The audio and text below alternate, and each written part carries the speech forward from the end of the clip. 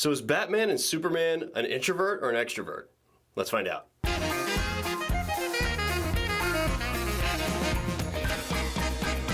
Okay, so I know it's been a while for some bathroom stuff, but I had to finally come back and hit this topic. Now, this is more of an opinionated piece. This is not based on super scientific research or any kind of social science. I am basing this off the theoretical basics of what an extrovert, an introvert, and even what an ambivert is. Now, in case you're wondering what an extrovert is, an extrovert is somebody who requires a lot of attention or at least needs to recharge themselves by socializing with other people. An introvert is like the opposite of that. An introvert needs to have more recharging time by being alone, secluded, and away from social settings that cause them a lot of stimulation. See, introverted people require less stimulation from a lot of things, from environment, noise, you name it. So let's go straight to the question though, is Batman or Superman an extrovert or an introvert?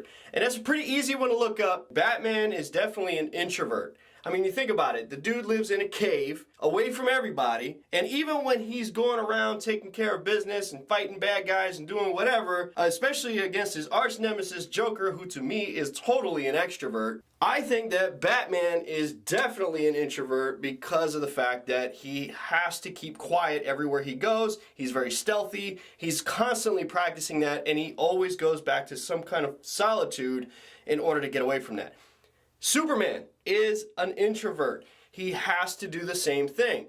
When he takes off his glasses and he does fight crime, he's doing his thing. But he's still kind of introverted even when he does that because he's kind of dorky sometimes. He doesn't really like to talk to people too much. He just kind of says what he has to say, doesn't really get into small talk, and then shoots everybody with his laser eyes, and that's it. And then he goes back to his ice palace in the middle of wherever that place is in Arctic or whatever it is, right? The place of solitude. He also has Solitude Cave, except his made out of ice because he's fancy like that. But I guess that's the perks of being able to fly. So he goes and does his thing over there.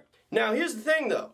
What happens with the ambiverts? Ambivert is the balance between an introvert and an extrovert. There is a personality type like that. I'm sure some of you guys already know that. What I always found interesting about ambiverts is I always picture them to be more like, and this is not a fact, this is an opinion, it's just a funny opinion, but just a thought. But I always picture ambiverts as the type of person who would confuse an introvert or an extrovert at any moment.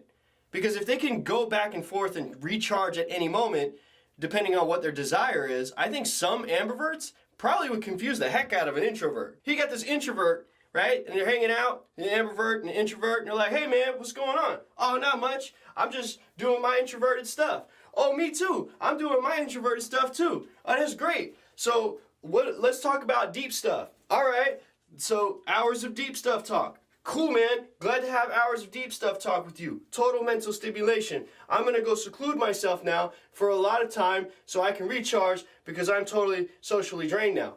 Dude, what you said. In fact, I don't even have the energy to say what you just said. I'm glad we agree. Handshake. Now, all of a sudden, the introvert's chilling, right? Just by himself. Just no one's bothering him.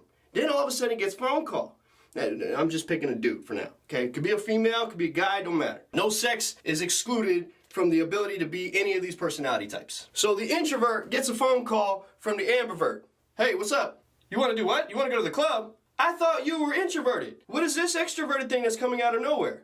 You're an ambi what? An ambi who? Oh, no, that's okay. I appreciate it, but right now, I just need to not socialize whatsoever because otherwise my stress level is going to increase. In fact, my stress level right now is through the roof. Is that okay with you? Please just, in fact, I'm going to hang up now. I don't like surprise attacks. Now, in the same token, an extroverted person, I think, could be super confused with an ambivert. Because here comes an ambivert out of nowhere in the club, hanging out, doing his thing, chilling out, like jumping all over stuff, dancing all over the tables and the bars, and everybody's having a grand old time, and the extrovert's like, yo, that's my kind of person right there. I need that kind of social stimulation in my life.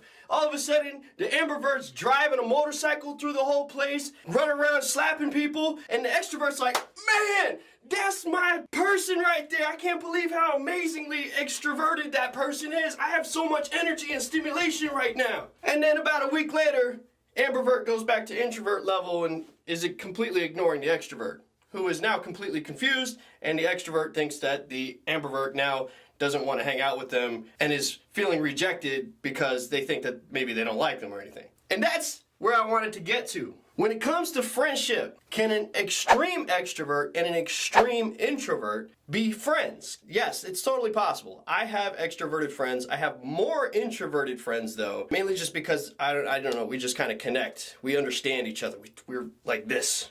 I'm sure you guys all who are introverted people have your introverted friends and you just click. Same thing with extroverted people. You just click with other extroverts. But sometimes you click with somebody because there's extroverted people who have a deep sense of thinking and they're not always wanting to just be hyperactive or whatever. And even in those small times that they're somewhat introverted, they're going to want to hang out with somebody who's introverted because they want to get their deep thoughts out. They don't want to have to hang out with somebody who's just on the go. That's actually a good dynamic from time to time. But the only way that that works, in my opinion, from personal experience, is when you have a friend who's, say, extroverted, and I'm, say, introverted, and your extroverted friend understands and respects you for your introversion and doesn't take it personally when you need as much time as you need to be alone. And the same thing goes in reverse, that an introvert understands that an extrovert does need attention and not to completely ignore them all the time, to at least, engage with them from time to time. That acknowledgement, and I think that social intelligence by taking the time and effort to be involved like that is what makes the difference between being able to have a friend who's either or. There's so many variables when it comes to this topic as to how more inward an introvert can be versus how more outward an extrovert can be. And then there's too many variations of the two. It's just, I think it's a great theory to be able to help gauge and understand each other's personalities based on behavior. And I always love stuff like that.